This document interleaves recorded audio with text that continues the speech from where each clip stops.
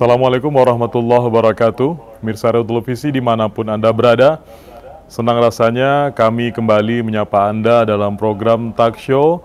Kali ini cukup spesial karena sudah bersama saya Bupati Rokan Hilir, Bapak Afrizal Sintong. Selamat malam, Bapak. Dan juga bersama saya Ibu Kepala Dinas Kesehatan Kabupaten Rokan Hilir. Selamat malam, Ibu. Nah, pemirsa, pada segmen kali ini kita akan berbincang-bincang dengan dua tokoh ini, di mana Bupati Rokan Hilir, Bapak Afrizal Sintong, dikenal begitu peduli terhadap kesehatan. Hal ini terlihat dan tergambar jelas dalam visi misi yang dicanangkan beliau untuk menuju masyarakat Kabupaten Rokan Hilir yang sehat dan sejahtera. Pak, kita bicara soal kesehatan ini, Pak. Tentu ini merupakan hal yang mendasar. Apa gunanya masyarakat yang maju? Apa gunanya masyarakat yang kaya ataupun berkemakmuran, namun kualitas kesehatannya buruk? Nah, di dalam penjabaran visi misi yang Bapak sampaikan tadi, kualitas kesehatan menjadi hal yang sangat penting dan mendasar. Kualitas kesehatan seperti apa yang Bapak harapkan itu, Pak? Jadi sekarang begini, kemarin itu kita kekurangan tenaga medis. Oke. Jadi selama ini pemerintah daerah telah menyiapkan untuk anggaran beasiswa ya. Ada beberapa kerjasama kita, termasuk juga ada di UNRI, kedokteran, dan termasuk juga spesialis ada. Dan juga kita kerjasama dengan UNSU, ya kedokteran UNSU yang di Medan. Di Medan itu ada juga sekitar 15 orang untuk tenaga medis yang kita biayai dengan anggaran yang telah kita anggarkan cukup lumayan besar, supaya tenaga nanti kita ada kekurangan tenaga ini sebanyak kita ada 21 puskesmas ya, ada 21 puskesmas ini RSUD 1. Tentunya kita kekurangan tenaga medis kita, makanya kita dengan ini terus memberi beasiswa untuk tenaga, untuk dokter dan untuk spesialis, dan ini sudah kita siapkan. Seberapa penting masyarakat sehat itu sendiri kalau menurut Pak Bupati, Pak? Ya, kalau masyarakat sehat, ya kuncinya kesehatan ya. Kalau dia sehat, kalau dia sakit tentu dia tak bisa bekerja apa. Betul. Tapi dengan kesehatan itu semua tentu bisa dikerjakan. Dan tinggal kami selaku pemerintah daerah, tentunya bagaimana masyarakat itu berobat senang. Berobat, umpamanya ke puskesmas terdekat lah. Makanya kita siapkan, kita cuma di 18 kecamatan. Tapi puskesmas ada 21 ya. 21. Nah, ada jarak tempuhnya agak jauh sedikit kan. Maka kita buat satu kecamatan itu ada 2 puskesmas. Dan termasuk juga RSUD sini. Dan juga kami sekarang ini akan melengkapkan peralatan medisnya yang apa yang diperlukan. Makanya juga banyak kita masukkan itu, ada juga untuk spesialis, dokter spesialis yang ortopedi kurang, ini kurang, itu sudah kita lengkapkan. Pak Bupati, kalau kita bicara secara geografis, Kabupaten Rokan Hilir ini kan cukup luas, Pak. Kemudian masyarakatnya itu bermukim di kawasan-kawasan yang berbeda-beda. Ada yang di pesisir, ada yang di wilayah perkotaan, dan lain sebagainya. Ini kan tugas yang cukup berat sebenarnya. Nah, bagaimana cara Bapak turun langsung ke mereka, menyampaikan ke mereka bahwasanya kesehatan ini penting loh begitu? Akan masih banyak lagi daerah-daerah katakanlah di desa atau kepulauan ya, masih susah, masih jauh. Jadi makanya tentu kami melalui posyandu terdekat juga ya, terus sosialisasi, kadang-kadang kita juga ada sosialisasi ke masyarakat. Apalagi kemarin juga stunting kita tangani, ya, termasuk juga kita dapat penghargaan penurunan stunting itu dari 29 sampai ke 14,7, itu sangat luar biasa. Bahkan waktu itu Pak Wakil Presiden mengasih penghargaan. Langsung Pak Ma'ruf Amin yang memberikan penghargaan. Oke, Bu Kadis, seperti yang disampaikan oleh Pak Bupati tadi, bahwasanya walaupun kecamatan kita hanya berjumlah 18, nyatanya puskesmas kita 21 begitu. Nah, setiap puskesmas ini kan menjadi garda terdepan kita nih, Bu.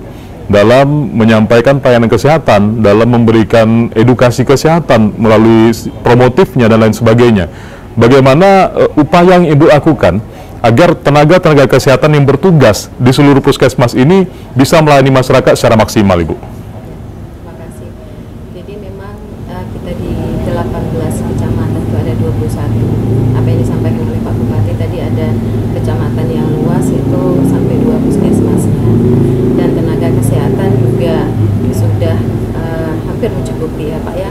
Karena untuk Pak Bupati selain juga tadi meningkatkan mutu SDM dari tenaga kesehatan yang dari dokter umum menjadi dokter spesialis, dan untuk wilayah puskesmas yang jangkauannya sangat luas itu memang kita selain puskesmas induk kita punya pustu dan juga ada polindas. Jadi setiap desa itu ada fasilitas kesehatan yang ada di sana. Jadi lengkap di sana, ada bidan, ada perawatnya. Jadi untuk di puskesmas itu bagaimana supaya mutu pelayanan itu bisa lebih ditingkatkan. Di awal memang banyak memang kadang laporan ya Pak ya. Tapi setelah kita membuatkan kebijakan dan juga itu juga sudah menjadi suatu aturan bahwa setiap puskesmas itu wajib melaksanakan apel pagi. Jadi apel pagi itu distorkan langsung ke kita, ada punya grupnya. Dan juga memberikan punishment kepada yang terlambat. Jadi begitu mereka sudah apel di jam 7.30 dan jam 8, dokter ataupun perawat semuanya sudah hadir. Jadi masyarakat yang datang di jam yang tepat mereka sudah ada. Ini setiap hari, Bu? Iya, setiap hari. Karena hari kerja di puskesmas itu 6 hari. Senin sampai hari Sabtu. Jadi setiap hari pagi dan pulang itu mereka tetap laporkan untuk apelnya mereka.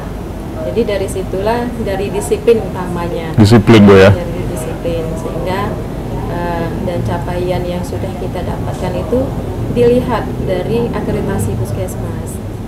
Jadi puskesmas itu dari 21, memang yang satu masih baru ya Pak ya, masih baru keluar izin operasionalnya. Jadi baru 20 puskesmas itu yang sudah terlaksana akreditasi. Jadi di mana melihat mutu pelayanan kepada masyarakat itu dari akreditasi yang pada tahun 2017 puskesmas kita yang 20 sudah terlaksana akreditasi itu 17 puskesmas dan 3-nya belum. Karena waktu itu turun COVID. Dari 17 itu hanya 1 yang mendapat predikat utama. 13-nya itu media dan 3 dasar. Dan alhamdulillah, dan itu seharusnya 3 tahun sekali dia akreditasi. Karena COVID diperpanjang terus sertifikatnya. Pada tahun 2023, begitu COVID dinyatakan tidak ada lagi, sehingga keluarlah edaran dari Kemenkes bahwa wajib dilaksanakan akreditasi di tahun 2023. Sertifikatnya dinyatakan habis pada 31 Desember. Kalau sertifikatnya sudah tidak berlaku, tidak bisa pelaksanaan kerjasama dengan BPJS. Sehingga alhamdulillah dengan dukungan oleh Pak Bupati, walaupun tidak ada dana dari pusat, jadi Pak di anggaran APBD perubahan kemarin dianggarkan untuk tim-tim kita pendampingan ke puskesmas. Dan juga pelaksanaan itu dilaksanakan oleh dana BLUD Puskesmas. Dari 17 yang akreditasi di Reakre itu dan 3-nya untuk akreditasi. Alhamdulillah 20-nya selesai. 20 puskesmas kita ya. 7 puskesmas kita paripurna. Oh, puncak tertinggi itu, Bu? Iya. Paripurna udah nggak ada lagi itu. Alhamdulillah. Dari yang sebelumnya belum ada paripurna, kami telah mencapai paripurna itu 7 dengan 13 yang utama dan 3-nya media. Artinya sekarang seluruh puskesmas di Kabupaten Rokan Hilir itu paling rendah itu media. Paling rendah media. Itu hanya 3 puskesmas lagi. Iya. Yang 3 puskesmas itu akreditasi, tapi yang 3 akreditasi yang ketinggalan itu 1 dapat utama, 2 media. Pak Bupati, seperti disampaikan oleh Bu Kadis tadi, Pak Bupati, bahwasanya ada upaya-upaya yang dilakukan oleh para petugas-petugas ini. Mereka bersemangat, Pak. Dengan kondisi mereka yang bermacam-macam, mereka bersemangat untuk memberikan pelayanan kepada masyarakat.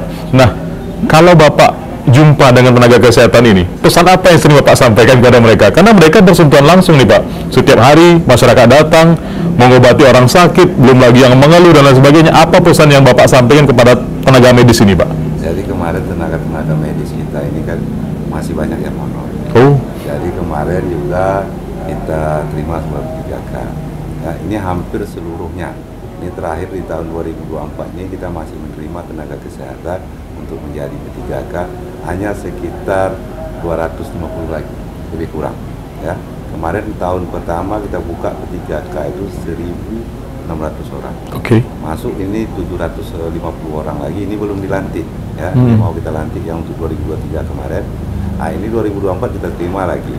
Kemarin kan banyak tenaga medis itu kalau kita turun ke Pustu, ke Posyandu kan. Pak Bupati kami sekian lama ada bekerja, ada 10 tahun, ada yang 12 tahun. Ini kami ya ingin rasanya diangkat menjadi pegawai 3K. Makanya kemarin melalui BKP SDM kita utus dari BKP SDM untuk menghadapi Kemenpan ya, bagaimana tenaga-tenaga kita ini bisa diangkat jadi 3K.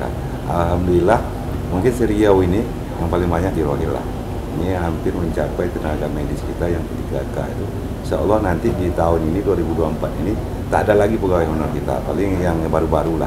Kalau yang lama itu sudah diangkat semua.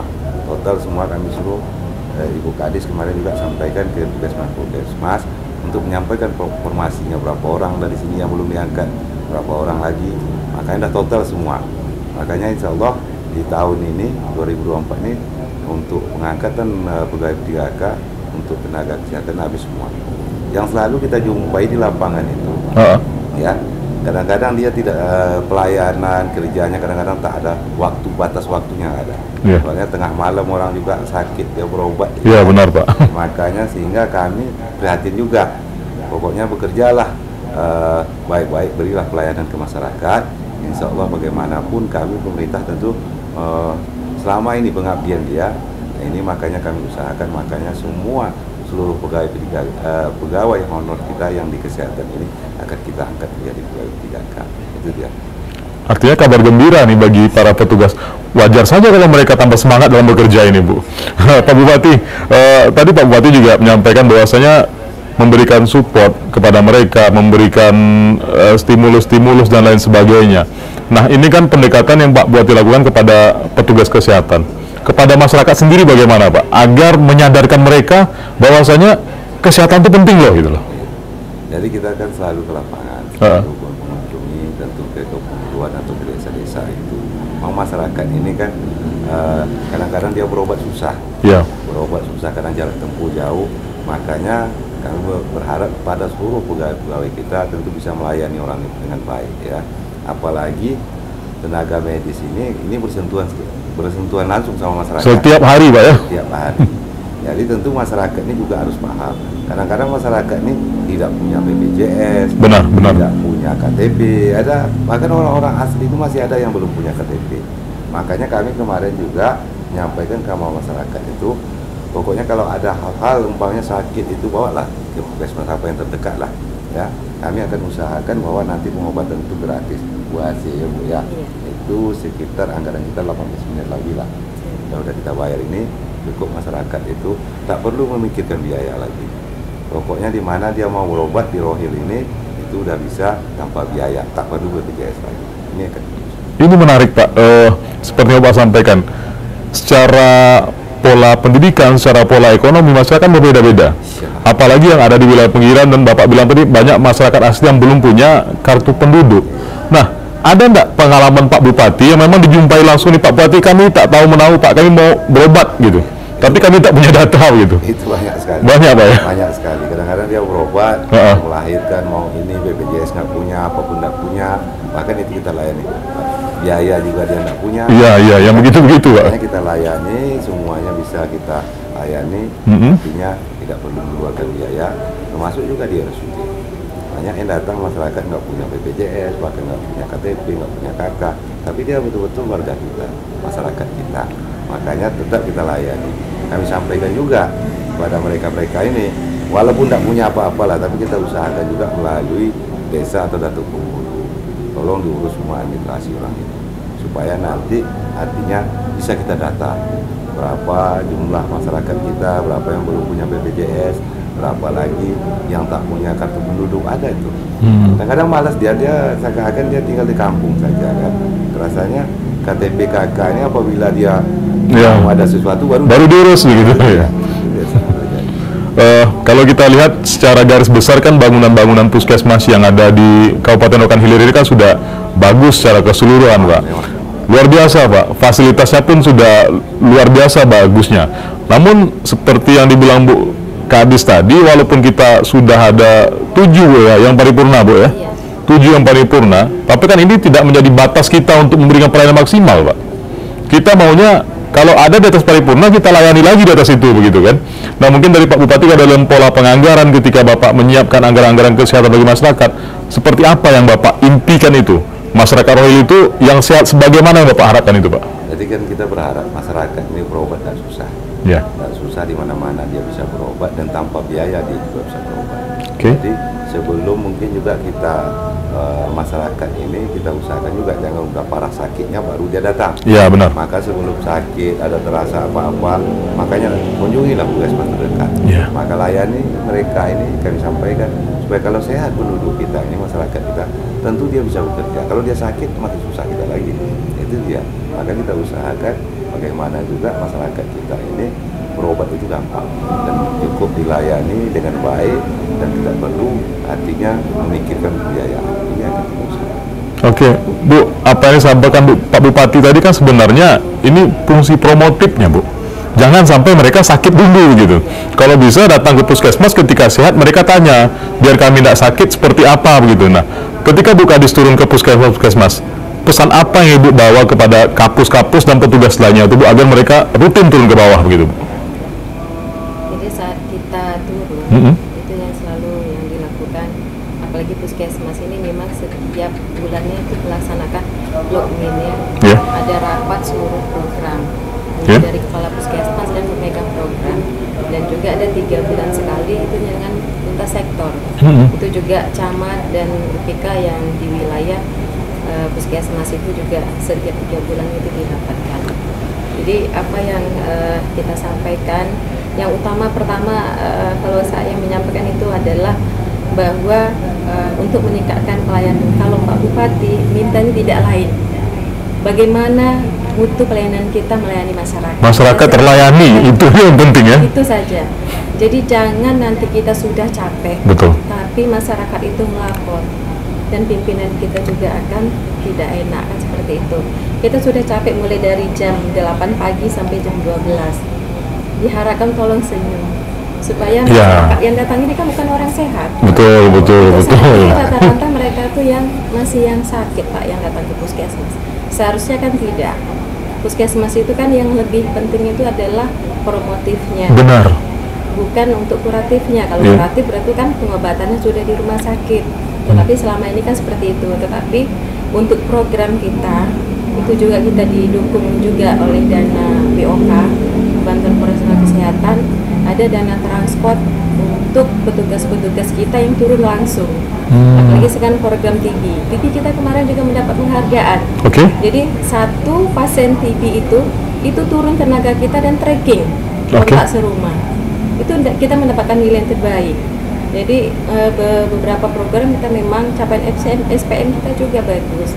Itu tadi dengan dukungan selain juga dari APBD Kabupaten, juga anggaran yang ada di puskesmas itu, yaitu mereka karena sudah BLUD juga bisa menganggarkan untuk operasional. Jadi seluruh tim, apalagi sekarang ini kinerja kita kan wajib setiap bulan. Ya, benar. Ini sudah genjot, setiap bulan itu harus ada mereka tercapai. Kalau 100% SPM kita standarnya, tentu satu bulannya harus sekian persen, 12% harus terlayani. Sehingga sekarang mereka memang sangat intens untuk turun. Apalagi tadi yang disampaikan Pak Bupati masalah posyandu. Iya, benar. Ini insya Allah untuk di Dinas Kesehatan ini dianggarkan lagi oleh pimpinan kita Pak Bupati, nanti ada pelatihan untuk tenaga kader posyandu, cara pemakaian alat ukur yaitu antropometri. Jadi itu salah satu juga untuk bagaimana menurunkan angka stunting di Rokan Hilir yang tadi awalnya dari 29,7 itu yang tertinggi di Riau, dan akhirnya turun menjadi 14,7, dan insya Allah nih Pak pada tahun ini kita turun lagi Pak, cuma nilai belum keluar sampai saat ini. Yang menarik dari diskusi kami dengan beberapa kepala puskesmas yang ada di Kabupaten Rokan Hilir ini Pak, mereka kerap berinovasi Pak. Salah satunya seperti yang ada di Kecamatan Rimba Melintang. Mereka punya program namanya Sapa Sadar, dan program ini mereka yang buat di sini, tapi sudah menjadi pilot project di tingkat provinsi gitu Pak. Artinya ternyata kreasi kita bisa dipakai di tingkat provinsi dan mau diterapkan ke seluruh wilayah yang ada di Riau. Nah, berapa penting ini dalam pelayanan itu sendiri Pak?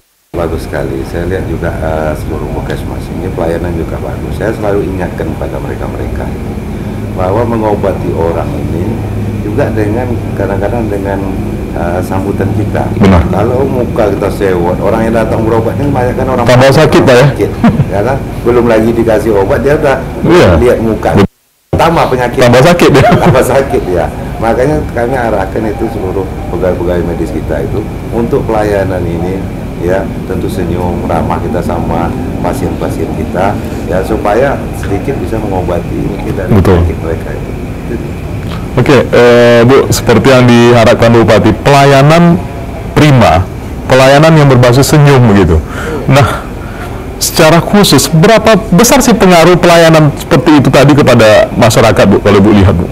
Kalau sebenarnya itu sangat besar, karena memang masyarakat ini, jangan masyarakat kita sendiri. Ya, benar sih. Ini sebenarnya pengobatan awalnya karena psikis. Lihat saja mereka nggak saja, makanya saya sampaikan dari jam 8 pagi sampai jam 12 kalian di loket kan sudah capek ini. Begitu nanti yang datang, kalau ke puskesmas kan rata-rata masyarakat kita sebenarnya menengah ke bawah yang datang ke puskesmas. Kadang-kadang dia begitu sudah sakit kepala mau ke puskesmas menunggu cucu dengan sepeda motornya, akhirnya datangnya sudah jam 12 sampai. Tetap senyum. Jangan nanti berbahasa, ngapa datang siang Wak? Kan gitu. Di smile itu yang paling penting bagi kita. Jadi masyarakat itu kalau dia sehat dia nggak akan datang. Sebenarnya memang harus ya.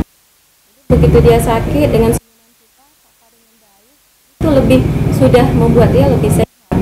Tanpa harus obatnya apa saja, saya rasa itu sudah cukup bagi dia. Tapi begitu nanti langsung merengut, nah itu udah mulai dia yang sudah sakit jadi bertambah sakit. Memang lebih tinggi sebenarnya dengan pelayanan kita itu tadi. Jadi saya bilang capek kita dari pagi sampai siang, sudah kita layani 200 orang, 1 orang saja ini pasti nanti akan buruk. Betul. Mereka menilainya tidak berguna paripurna yang kita dapatkan. Artinya status yang kita miliki tadi memang betul tercermin Bu ya dari apa yang kita berikan kepada masyarakat tadi Bu ya. Nah, kalau kita bicara soal inovasi Bu, teknologi dan informasi ini kan berkembang Pak. Semuanya begitu pesat begitu. Dalam pemanfaatan IT, kalau khusus di puskesmas ini bagaimana Bu? Kalau pemanfaatan IT, kalau untuk jaringan, alhamdulillah memang seluruh puskesmas sudah punya WiFi kita. Dan ini juga ada program dari pusat ya, memang Undang-Undang 2017 ini tahun 2023 bahwa pelayanan kesehatan itu wajib dia melaksanakan RME, rekamedik elektronik. Jadi dia sudah online. Jadi itu tadi alhamdulillah ini kami kemarin sudah turun tim dari Dinas Kesehatan Provinsi, IT-nya sudah turun melatih, dan kami sudah undang seluruh puskesmas untuk mereka bisa bagaimana nanti melaksanakan elektronik ini, rekamedik elektronik. Dan kendalanya ini pada saat ini hanya memang puskesmas harus wajib punya beberapa komputer. Dan insya Allah nih mungkin Pak nanti di bulan habis hari raya ini ada beberapa puskesmas akan launching, karena aplikasinya itu adalah aplikasi yang gratis yang sudah dibuat oleh Dinas Kesehatan Provinsi, yaitu aplikasi Suai. Hanya di Riau nih Pak yang punya aplikasinya yang gratis. Jadi hanya tinggal melaksanakan perangkatnya saja. Jadi nanti masyarakat sudah ada, nanti dia satu sehat, dia tidak perlu sebetulnya untuk mengantri lagi mendaftar. Hanya membuka, nanti ada di Android, bisa di-upload. Jadi itu sudah memang program pemerintah juga, dan alhamdulillah kita sudah bisa hanya beberapa puskesmas yang kecil mungkin akan menjadi kendala, dan itu mungkin dan kita sudah coba juga kemarin dengan Bapak Bupati menganggarkan ya Pak untuk beberapa puskesmas. Kalau yang sudah besar mereka sudah menyiapkannya dari dana BUD. Dan insya Allah di bulan depan kita akan launching. Salah satu indikator dalam menuju masyarakat sehat itu adalah pola hidup bersih dan sehat, Pak, yang dikenal dengan istilah PHBS. Nah, PHBS ini kan dimulai dari lingkungan terkecil, Pak, yaitu diri sendiri dan keluarga itu sendiri. Nah, seberapa penting dan bagaimana upaya Pak Bupati agar menggugah kesadaran masyarakat bahwasanya sehat itu ya kalian mulai dulu begitu. Nah, kita sebagai penyedia fasilitas kesehatan kan memberikan stimulus, memberikan dorongan kepada mereka untuk mewujudkan masyarakat yang sehat tadi. Bagaimana Pak Bupati? Bahkan kemarin kami juga telah anggarkan itu. Mulai dari kadang-kadang air bersih, tempat tinggal yang layak, itu sudah kita siapkan. Dari rumah susu, tempat kumuh kemarin juga sudah kita anggarkan. Jamban, Pak, ya? Iya, ada itu beberapa di tempat kita ya. Rumahnya kumuh, air bersihnya susah, makanya di sana itu kita buat pam simas. Pam simas, siap itu ada juga sumur-bor yang untuk melayani masyarakat kita. Dan siap itu perumahannya kemarin juga udah kita mulai perbaiki. Ada yang sifatnya rumah-rumah yang memang tidak layak dihuni, itu sudah kita anggarkan rumah layak huni, dan termasuk juga rehab rumah ya, supaya bersih, lingkungannya bersih. Ini yang kita harapkan masyarakat dulu dari sini. Kalau semuanya udah bersih, tentu kesehatannya mungkin bisa terjaga. Dan kadang-kadang masyarakat ini tak peduli lingkungannya kotor, tempat tinggalnya juga tidak layak dihuni, sehingga penyakit itu mudah datangnya. Makanya kita anggarkan melalui Dinas Perkim kemarin juga itu sampai 15 miliar untuk melayani masyarakat. Luar biasa dana kita siapkan, Pak, ya? Bu Kadis, tadi Pak Bupati menyampaikan ada beberapa program, beberapa dana yang disiapkan untuk mendukung program PHBS ini sendiri. Nah, kalau kita bicara tentang pentingnya PHBS, ini kan dimulai dari rumah tadi, Bu. Salah satu yang menyebabkan tingginya angka stunting tadi, ya kurangnya pemahaman akan pentingnya kesehatan itu sendiri. Dinas Kesehatan, khususnya di Kabupaten Rokan Hilir, kan mendapat penghargaan, Ibu, di bidang penurunan angka stunting ini sendiri. Nah, mungkin kiat-kiat apa yang Ibu berikan ini, Bu? Kok bisa nih penurunan yang begitu drastis terjadi di Kabupaten Rokan Hilir ini, Bu? Selain itu tadi, untuk penilaian angka stunting itu bukan hanya dinilai dari kesehatan ibu dan anaknya, tetapi dari lingkungannya, Bu, ya. Buang air besar sembarangannya harus sudah bagaimana. Dan data itu, alhamdulillah pada tahun 2023 kita sudah melaksanakan studi EHRA.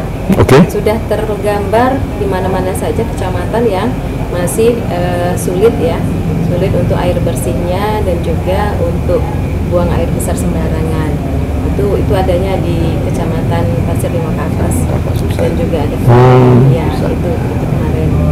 Dan juga untuk inovasi tadi yang Bapak sampaikan. Jadi untuk pelaksanaan survei SSGI itu kan pengukuran. Pengukuran kepada balita yang sesuai atau tidak dengan tumbuh kembangnya, kan. Jadi program yang tadi inovasi beberapa puskesmas yang sudah juga menjadi pilot project yang diambil oleh dari BKPSDM provinsi, yaitu yang untuk tadi Sapasada. Jadi satu pasien hamil, satu pasien dan balita itu didampingi satu kader. Itu dilaksanakan di wilayah puskesmas. Artinya satu orang mengawal satu gitu. Mengawal satu. Jadi betul-betul memang dipantau dia gizi buruknya seperti apa ibu hamil itu tadi, dan pemberian tablet tambah darahnya. Kalau untuk di Tanjung Medan itu ada namanya Sibata. Jadi itu ada USG mobile. Jadi petugas kita turun di mana ada ibu hamil, USG-nya dibawa dan dilaksanakan di sana pemeriksaan. Artinya kita jemput bola nih, Bu? Ya, jemput bola. Luar biasa. Itu yang menjadi langsung diambil oleh provinsi. Dan mereka juga turun sampai ke lapangan melihat apakah benar pelaksanaan ini. Alhamdulillah. Jadi saat itu bukan hanya ini ya, dan pelaksanaan aksi bergizi di sekolah-sekolah setiap minggunya itu pemberian tablet tambah darah kepada remaja putri, karena dinilai untuk menimbulkan anak stunting itu dari sebelum menikah memang. Sebelum menikah.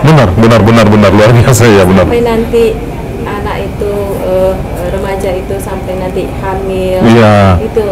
Dan program kita dari pusat ini seluruh puskesmas nih alhamdulillah kita punya USG. Jadi setiap ibu hamil wajib 6 kali itu pemeriksaannya ANC-nya, 2 kali untuk dokter, yang 4 kalinya ke bidan. Dan alhamdulillah nih terlaksana, itulah capaian.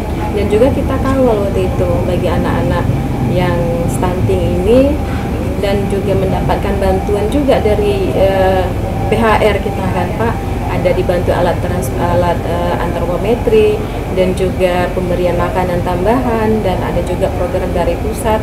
Jadi memang betul-betul mana anak-anak yang nampak dia kurang gizi disupport, ada bantuan susunya, ada makanan. Ini sudah berjalan semuanya Bu.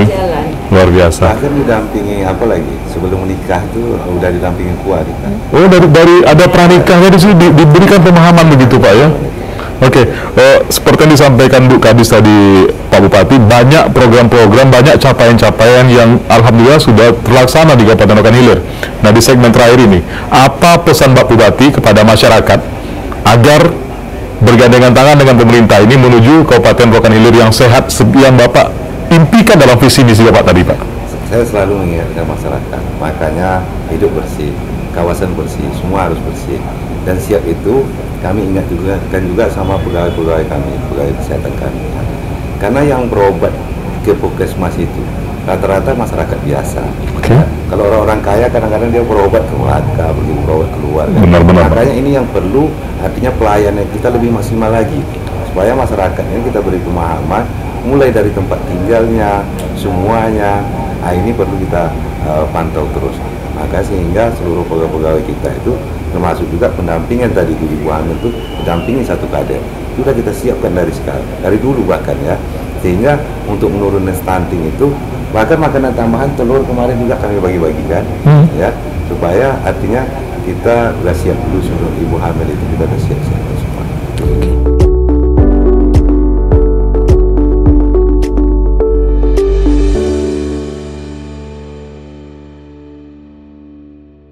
Kesehatan adalah tanggung jawab kita bersama. Mari kita wujudkan Rokan Hilir sehat, menuju Rokan Hilir yang maju, religius, dan berbudaya, berbasis infrastruktur dan perekonomian yang handal. Terima kasih. Assalamualaikum warahmatullahi wabarakatuh.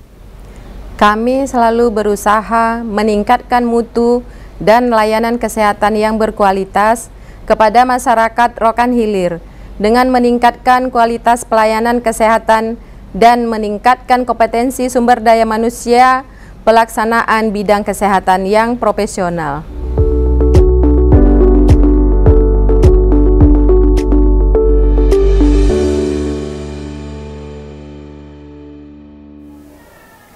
Assalamualaikum warahmatullahi wabarakatuh. Pemirsa Radio Televisi dimanapun Anda berada, senang rasanya kami kembali hadir menyapa Anda dalam program talk show ataupun dialog bersama sejumlah puskesmas-puskesmas yang ada di Kabupaten Rokan Hilir.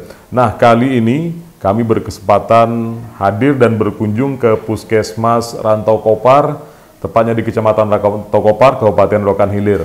Bersama saya sekarang sudah ada Kepala Puskesmas, Bu Rita. Selamat pagi, Bu.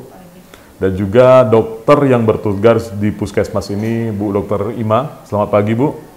Nah, seperti biasanya kita akan berdiskusi tentang hal-hal terkait tata kelola pelayanan yang ada di Puskesmas ini, Bu. Kita tahu bahwasanya Pak Bupati Afrizal Sintong, selaku Kepala Daerah yang ada di Kabupaten Rokan Hilir ini, begitu konsen dan peduli terhadap kualitas kesehatan masyarakat yang ada di wilayahnya. Nah, Puskesmas merupakan salah satu garda terdepan dari pemerintah yang bersentuhan langsung dengan masyarakat di bidang pelayanan kesehatan. Bupati memiliki visi untuk menciptakan masyarakat Rokan Hilir yang sehat, yang memiliki tingkat kesejahteraan yang lebih baik lagi dan ke depannya. Salah satu indikator untuk menciptakan masyarakat sejahtera itu adalah kesehatan dulu, Bu. Nah, peran kita selaku Puskesmas bagaimana dalam mewujudkan visi misi Bupati ini sendiri, Bu? Alhamdulillah ya Pak, kami Puskesmas Rantau Kopar ini kita memiliki 4 desa. Jadi memang desa Rantau Kopar ini desa terpencil, salah satu desa terpencil di Kabupaten Rokan Hilir. Jadi kami memang PR-nya tidak terlalu berat karena cuma 4 desa. Penduduknya juga sedikit, sekitar 6 ribuan penduduk ya. Jadi kalau untuk pelayanan alhamdulillah sudah terlaksana dengan baik. Kami pun sudah mendapatkan akreditasi utama. Oke. Jadi di sini Puskesmas Rantokopar ini memiliki 4 posyandu. 4 desa, 4 posyandu Iya, gitu jadi ya. yang satu lagi posyandunya posyandu Penimbangan, sebenarnya 5 posyandu Pak. Jadi di desa Sungai Rango itu ada 2 posyandunya. Jadi di Rantokopar ini sendiri, alhamdulillah pelayanan kami memang tidak rawat inap. Cuman kami UGD ada 24 jam. Oke.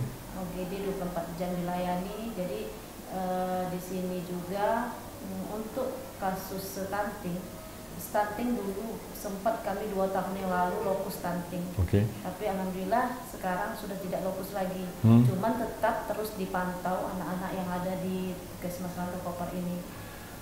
Khususnya untuk stunting sendiri ataupun ada anak balita yang kurang gizi. Iya.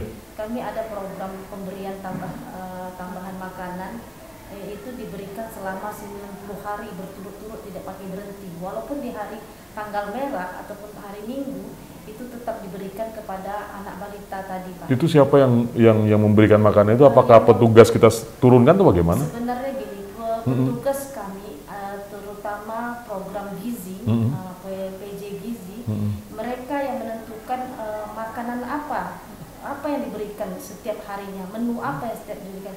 Tapi ini Pak, program ini harus berkaitan dengan kader PKK. Jadi yang memberikan langsung ke masyarakat ataupun balita yang mendapatkan PMT tadi, kadernya Pak. Oh, kadernya. Kader. Jadi di sini yang memasak mungkin karena kami rata-rata belum bisa juga memasak selama 90 hari. Betul, ya. Jadi dibantu oleh kader. Artinya kita bekerja sama dengan kader tadi, kader yang melaksanakan hal teknis itu di lapangan. Ya. Oke. Karena status gizinya, asumsi gizi, asupan yang akan diberikan kepada balita memang ahli gizi yang menentukan Pak. Jadi bukan sembarang makanan yang akan diberikan gitu selama 90 hari. Begitu juga dengan bumil cake-nya. Bumil cake-nya ada juga 90 hari juga diberikan makanan tambahan kepada bumil cake. Jadi bukan hanya untuk balita aja. Itu ternyata ibunya juga dibantu asupan gizi gitu ya. Karena memang kan kita 10.000 hari kehidupan itu memang dari usia kehamilan dibantu untuk mengatasi stunting ini sendiri gitu. Jadi alhamdulillah sampai sekarang tahun 2024 ini di bulan 5 ini Pak akan berjalannya program PMT ini lagi. Oke. Kelanjutan terus setiap tahun. Bu Dokter, tadi ini bilang Bu Kapus banyak upaya-upaya yang dilakukan untuk menciptakan masyarakat Kabupaten Rokan Hilir khususnya di wilayah kerja kita di Kecamatan Rantokopar ini untuk menjadi masyarakat yang sehat. Salah satunya tadi adalah menghilangkan penyakit stunting ini di wilayah kita. Banyak upaya yang dilakukan seperti halnya ada pemberian makanan tambahan dan juga memantau gizi daripada ibu hamil dan sebagainya. Nah, kalau kita bicara secara medis, seberapa penting sih Bu seorang ibu itu diberi asupan gizi yang cukup itu seberapa penting terhadap kasus stunting ini Bu? Sebenarnya stunting itu memang harus, stunting itu kan dia bisa jadi stunting karena kekurangan gizi sehingga pertumbuhannya terhambat. Jadi kalau gizi ini memang dari awal kehamilan, bahkan kami juga memberikan tablet tambah darah itu pada calon pengantin. Calon pengantin ke sini kami briefing, kami kasih tablet tambah darah juga untuk mengatasi dia kekurangan darah atau anemia pada saat hamil. Karena kalau ibu hamil ini mengalami anemia, berarti nutrisi untuk bayinya itu bisa jadi terhambat Pak, kurang gitu. Oksigen untuk bayi juga kurang. Setelah itu kalau ibu hamil ini anemia, pada saat dia melahirkan bisa terjadi pendarahan. Oh, artinya memang sejak awal sendiri itu sebenarnya sudah dipantau begitu. Artinya memang untuk menciptakan generasi yang sehat, memiliki tingkat pertumbuhan yang baik itu, memang kalau bisa diperhatikan sebelum kehamilan begitu Bu? Sebelum kehamilan, sebelum nikah, bahkan kami juga memberikan tablet tambah darah pada usia remaja. Nah begini Bu, yang menjadi permasalahan berikutnya adalah tingkat pengetahuan masyarakat terkait hal ini. Nah, kita tahu bahwasanya puskesmas ini selain dia menjadi tempat kuratif, dia juga menjadi tempat rehabilitatif, kemudian dia menjadi dia juga memiliki fungsi promotif begitu, promosi. Otomatis ini kan dibutuhkan promosi yang bagus, edukasi yang baik. Nah, upaya kita dalam mengedukasi masyarakat seperti apa, Bu Dokter? Misalnya pada pemberian tablet tambah darah pada remaja, sebelum kami memberikan itu, kami pasti memberikan itu dulu Pak. Kami memberi informasi ya?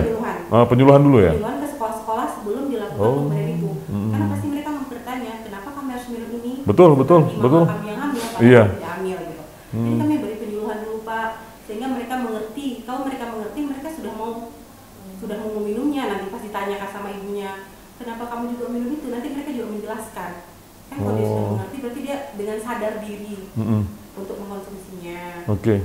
Bu Kapus, tadi dibilang Bu Dokter, kita sampai ke sekolah ya? Iya. Sekolah turun, ngasih penjelasan. Nah, kalau secara umum gambarannya seperti apa ini teknis yang kita di lapangan itu? Jadi kita gini Pak, program kita memang bukan hanya di dalam gedung, tapi kita juga ada di luar gedung seperti UKM, upaya kesehatan masyarakat.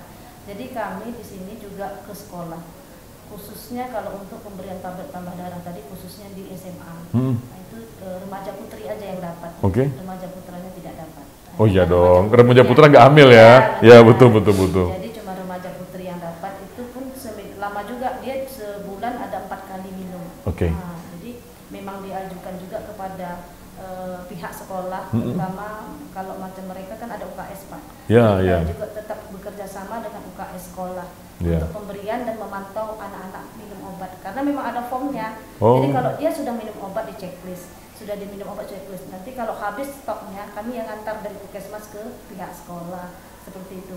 Bukan hanya PMT aja, bukan hanya tablet tambah darahnya aja di sekolah, khususnya anak SD juga ada pemberian obat cacing, imunisasi. Jadi memang banyak naungan kami ke anak-anak sekolah. Artinya selain kita memberikan pelayanan di dalam gedung, di luar juga kita aktif gitu ya, termasuk posyandu-posyandu tadi Bu ya? Iya, posyandu juga bukan hanya posyandu balita, karena juga ada posyandu lansia. Kalau posyandu lansia gimana Bu? Kita kan biasanya tahu kalau posyandu balita nih, posyandu balita anaknya dengan ibu datang, kemudian anaknya ditimbang, dikasih vitamin. Nah kalau lansia gimana? Kalau lansia sebenarnya kita tidak ada pengobatan di dalam sana Pak, cuman karena di sini cuma ada pemeriksaan. Biasanya pemeriksaan itu pemeriksaan HB, pemeriksaan tensi, pemeriksaan gula darah, itu seperti itu. Tapi mereka biasanya kalau kami di posyandu lansia itu tetap kami membawa stok obat ya Dok ya. Stok nanti sudah diedukasi sama dokternya, diberikan obat yang sesuai dengan penyakitnya. Kalau dia hipertensi ya biasanya itu Pak, hipertensi, terus gula darah, kolesterol, biasanya itu pada lansia. Oke. Kemudian begini, di dalam memberikan pelayanan kesehatan, Bupati Rokan Hilir ini kan beliau pengen masyarakat itu diprioritaskan. Apapun ceritanya, mereka itu harus dapat pelayanan kesehatan dari pemerintah, dari kita sebagai garda terdepannya begitu. Masyarakat ini tidak boleh diacuhkan. Jadi beliau kadang bahkan mengatakan, pernah saya bertanya, Pak, kalau seandainya ada masyarakat yang datang ke puskesmas ataupun langsung nanya ke Bapak, dia sedang sakit, tolong dibantu begitu. Sementara tidak memiliki data-data kependudukan yang lengkap dan lain sebagainya. Ini bagaimana? Kata beliau, layani dulu, selamatkan dulu. Setelah itu baru diarahkan untuk mengurus administrasinya. Nah, kita tidak bisa pungkiri bahwasanya seperti yang Ibu sampaikan di awal tadi, kawasan kita adalah kawasan pinggiran. Kawasan yang notabene mungkin masih ada masyarakat yang jangankan untuk memiliki BPJS, bahkan KTP pun mereka belum punya begitu. Kondisi begini terjadi nggak di sini? Dan kalau terjadi, langkah apa yang Ibu lakukan sebagai kepala puskesmas, Bu? Iya, pasti itu Pak, pasti sekali. Bahkan memang sering kami, apalagi ya tenaga kesehatan ini tidak pernah nampak baiknya, selalu buruknya. Selalu buruknya ya. Betul. Kita sudah baik ya kan. Apalagi sekarang kami pakai sistem RME, medis elektronik. Itu aplikasi ini memang benar-benar membutuhkan biodata lengkap. Jadi sebelum pasien datang memang dimasukkan di aplikasi. Contohnya nomor KK, itu wajib ada. Sementara ada beberapa masyarakat kita yang tidak memilikinya.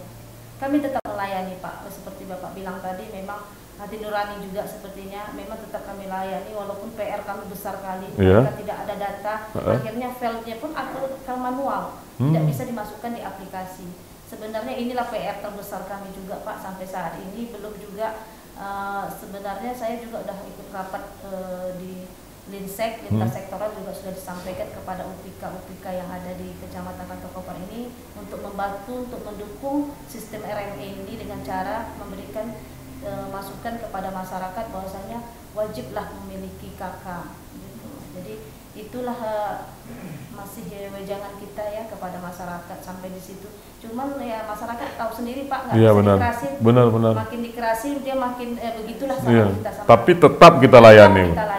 Dan tidak ada yang kita tolak Bu ya, kalau masalah data ini Bu ya. Alhamdulillah masih terlayani. Oke Bu Dokter, seperti yang dibilang Bu Kapus tadi, apapun ceritanya kita pelayanan dulu nomor 1. Sama dengan kode etiknya para dokter begitu. Keselamatan dulu kan Bu yang paling diutamakan. Nah, kalau untuk di wilayah kerja kita ini Bu, Ibu kan bertugas di sini.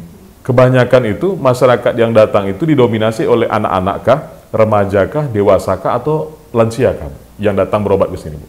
Setiap harinya itu? Setiap harinya didominasi oleh dewasa. Dewasa ya. Nah kalau kita lebih spesifikasikan lagi, kalau dalam kategori penyakitnya paling banyak dikeluhkan mereka apa Bu? Biasanya kalau di sini tergantung musim. Misalnya kalau kami ada asap, mereka banyak ispa. Atau kemarin baru setelah banjir kan kami kebanjiran kemarin Pak. Oh iya. Kebanjiran itu kebanyakan mencret dan diare ya? Diare sama kulit.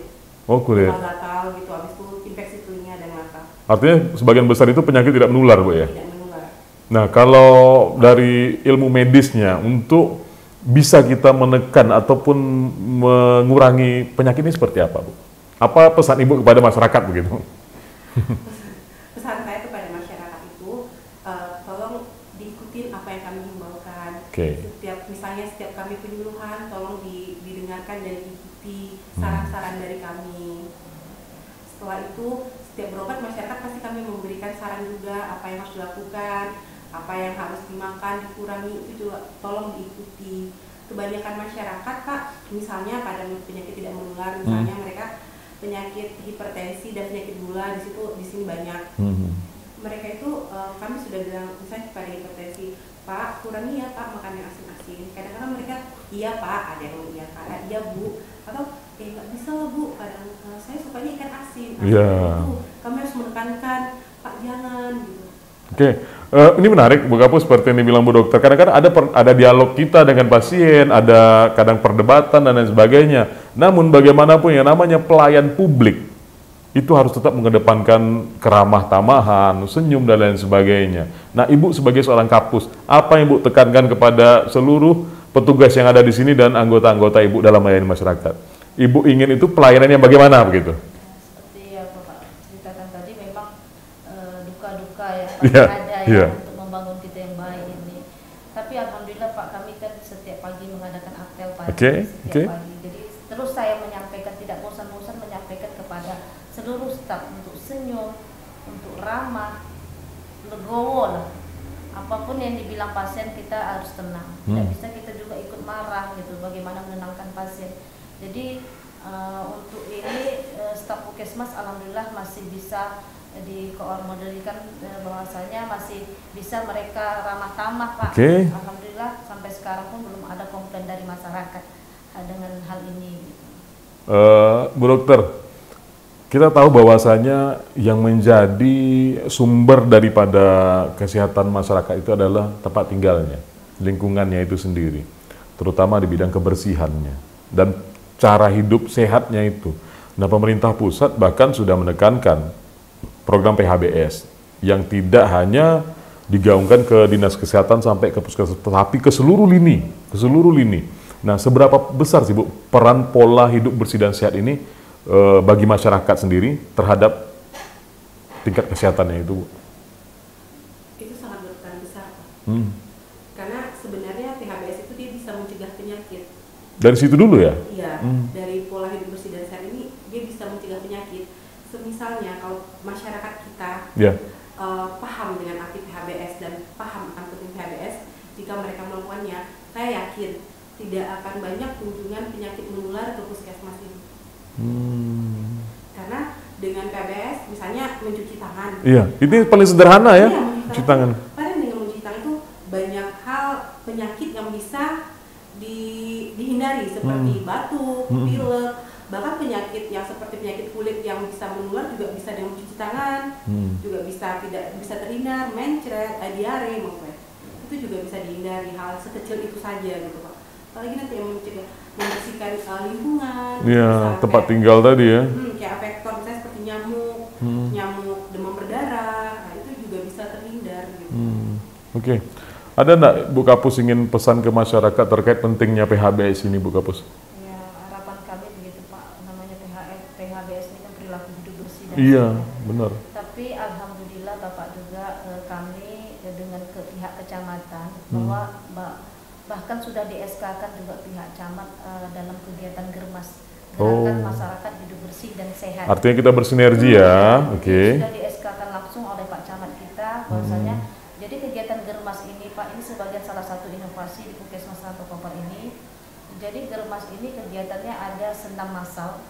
Senam massal ini setiap hari Kamis kami melakukan senam massal seluruh OPD yang ada di Kecamatan Rantau Kopar. Ada kader, ada di situ juga masyarakat, seluruh pokoknya dilakukan di lapangan atau di tempat-tempat yang sudah disiapkan. Biasanya bergantian seluruh OPD. Kadang di Puskesmas, kadang di kantor lurah gitu. Udah gitu, yang kedua ada pemeriksaan rutin juga di situ. Kadang kami buat 3 bulan sekali di acara Germas ini. Pemeriksaan rutin itu seperti pemeriksaan tensi, pemeriksaan gula darah, ada di situ nanti. Itu berkeliling kita atau hanya di satu tempat? Satu tempat. Siap senam kita langsung melakukan. Ada juga penyuluhan kesehatan di dalam situ Pak. Jadi memang kalau untuk menyuluh sudah puas lah gitu kan untuk terus kalau ada di Posyandu juga penyuluhan di Posyandu. Jadi PHBS ini rata-rata ya maklum kalau perilaku kan agak susah. Benar, itu menjadi karakter memang betul. Butuh waktu. Tapi tetap kami tidak bosan Pak. Terus dilakukan, apalagi pasca banjir ini kebanyakan DBD kemarin, kasus DBD juga meningkat. Tapi kalau kita kan tidak, fogging itu bukan alternatif utama untuk fogging, terus DBD harus fogging. Alternatif utamanya itulah harus membersihkan lingkungan yang ada di sekitar rumah dulu, baru fogging selanjutnya. Jadi mungkin itu yang lebih utama. Bu Dokter, seperti yang disampaikan Bu Kapus tadi, banyak suka dukanya kalau dalam memberikan pelayanan ke masyarakat ini. Tidak semua masyarakat bisa puas dengan yang kita berikan, walaupun kita rasa ini sudah kemampuan maksimal kita. Nah, komitmen Ibu sebagai tenaga kesehatan, seperti apa Bu dalam memberikan pelayanan ini Bu? Saya juga sebagai pemberi pelayanan kesehatan, saya juga ingat maksudnya tugasnya sebenarnya diletakkan sini untuk apa, yang mengobati masyarakat. Jadi dari hati nurani saya harus menerima, saya harus ikhlas dengan apa yang saya lakukan, karena tujuan saya untuk mengobati masyarakat. Gitu. Artinya tetap semangat lah begitu Bu ya? Kalau Bu Kapus lain, beliau ini kan memang perpanjang tanganan dari pemerintah, mewakili Pemda Rohil ini sendiri. Nah, komitmen Ibu dalam menjalankan tugas dan fungsi Ibu sebagai sektor terdepan Pak Bupati nih, untuk mewujudkan masyarakat seperti apa? Ya, paling karena kita juga garda terdepan Pak, otomatis yang memberikan pelayanan, mutu pelayanan yang ada di Puskesmasnya terus harus diperbaiki. Jadi komitmen saya sebagai Kepala Puskesmas, saya harus mengajak seluruh staf saya untuk gimana sih mutu pelayanan Puskesmasnya, ayo kita tingkatkan. Bukan hanya ada di misi, bukan hanya ada di visi gitu kan. Tapi wujudkan begitu ya. Gitu. Itu harapan saya Pak sebagai Kepala Puskesmas. Terima kasih Bu Kapus, terima kasih Bu Dokter sudah berdiskusi dengan kita. Banyak hal-hal baru yang mungkin bisa diambil hikmahnya dan diambil edukasinya dari diskusi kita pada hari ini. Walaupun kita masih berstatus utama ya, karena masih ada satu tingkat lagi, paripurna yang harus kita kejar. Mudah-mudahan apa yang diharapkan, apa yang diimpikan oleh para petugas medis yang ada di Puskesmas Rantau Kopar ini bisa berjalan sesuai dengan yang kita harapkan. Terima kasih sekali lagi Bu. Atas nama kru yang bertugas, saya mohon undur diri dari hadapan Anda. Assalamualaikum warahmatullahi wabarakatuh.